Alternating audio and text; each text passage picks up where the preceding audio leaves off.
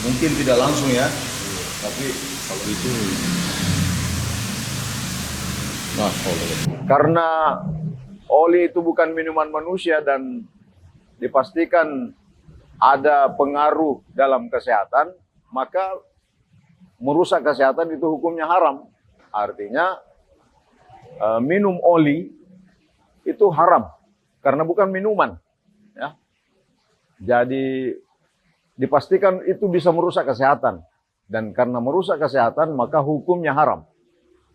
Nah, yang kedua, ini karena viral, jangan sampai ini menjadi semacam presiden atau mungkin pembelajaran yang jelek bahwa minum oli itu boleh. Apalagi kalau misalnya dianggap bisa meningkatkan stamina.